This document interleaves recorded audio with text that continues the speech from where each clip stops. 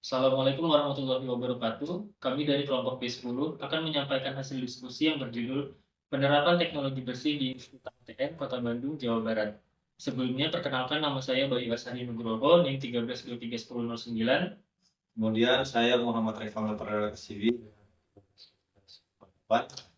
Perkenalkan, nama saya Reno Tika Kurniawan dengan NIM 13231072. Dan saya Reno Tertumasa dengan NIM 13231075. Adapun latar belakang yang kami angkat yaitu industri tahu berperan penting dalam peningkatan perekonomian dan penyediaan sumber protein nabati yang terjangkau di Indonesia. Namun, proses produksi tahu menghasilkan limbah cair dan padat yang dapat merusak lingkungan. Sehingga penerapan teknologi bersih dapat mengurangi dampak lingkungan dan meningkatkan efisiensi produksi. Penerapan teknologi bersih sejalan dengan regulasi lingkungan di Indonesia yang tertuang dalam Undang-Undang Nomor 32 Tahun 2009 yang mendorong praktik industri ramah lingkungan untuk mendukung pembangunan berkelanjutan.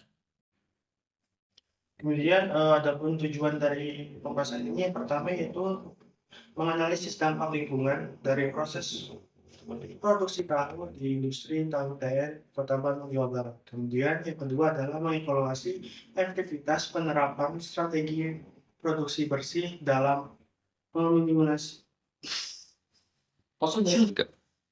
Adapun tujuan dari hasil pembahasan ini yaitu pertama adalah menganalisis dampak lingkungan dari proses produksi tahu di industri tahu TN Kota Bandung, Jawa Barat. Yang kedua adalah mengevaluasi efektivitas penerapan strategi produk bersih dalam meminimalkan dampak lingkungan dari proses produksi tahu. Yang ketiga adalah memberikan rekomendasi strategi produksi tahu yang mendukung keberlanjutan industri tahu TN Kota Bandung, Jawa Barat untuk berkontribusi terhadap pencapaian Sustainable Development Goals atau SDGs. Kemudian ada analisa dampak lingkungan di industri tahu TN. Yang pertama ada beberapa yang di mana penggunaan bahan bakar ini berkontribusi pada peningkatan suhu pada permukaan bumi. Kemudian ada eutrofifikasi yang mana air limbah ini akan menjadi nutrisi bagi mikroorganisme dan akan menyebabkan peradaban populasi atau eutrofikasi. Dan ada marine aquatic ecology yang mana limbah cair ini akan mengganggu ekosistem laut dan akan memicu bioakumulasi pada hewan laut.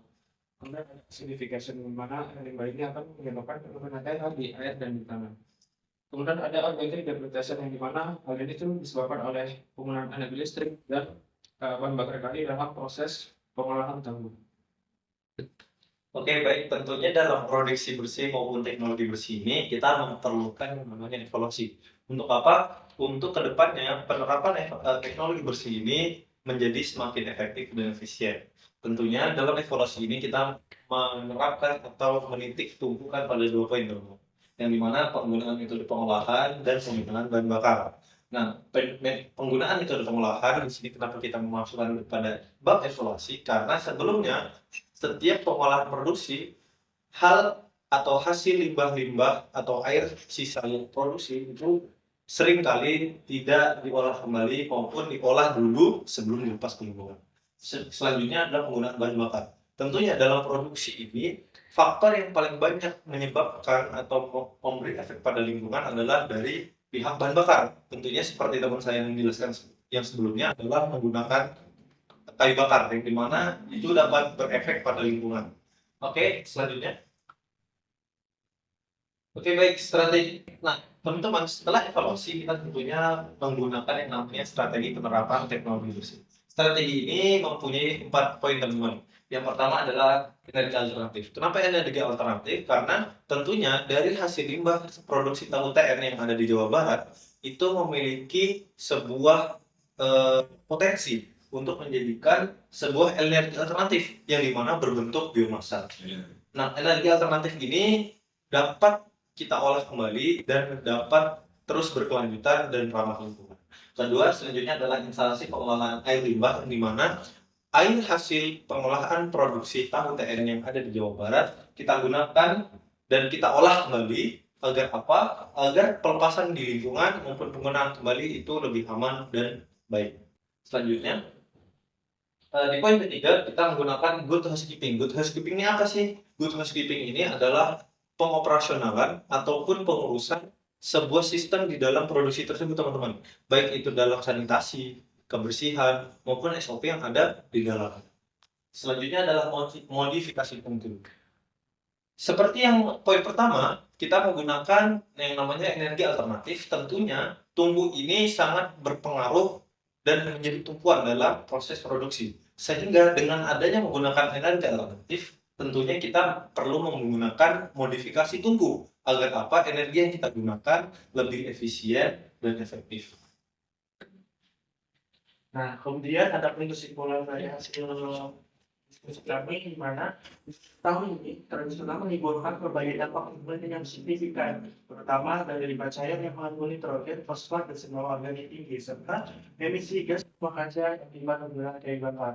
Di mana dampak ini meliputi eutrofikasi perairan, toksisitas, dan pemanasan global. Namun, penerapan teknologi bersih seperti daur ulang air atau manfaatkan biogas dari ampas tahu dan instalasi IPAL terbukti efektif mengurangi masalah tersebut. Kemudian, selain itu juga praktik produksi bersih dalam industri tahu ini berkontribusi pada penyampaian tujuan pembangunan berkelanjutan atau SDGs, khususnya SDG 8 yaitu tentang air bersih dan sanitasi, SDG 7 tentang energi bersih dan terjangkau, dan SDG 12 tentang konsumsi dan produksi yang bertanggung jawab. Dengan demikian, transformasi menuju industri tahu yang lebih hijau tidak hanya mendukung kelestarian lingkungan, tapi juga mendukung keberlanjutan ekonomi. Itulah materi yang dapat kami sampaikan. Apabila ada kesalahan mohon dimaafkan. Assalamualaikum warahmatullahi wabarakatuh.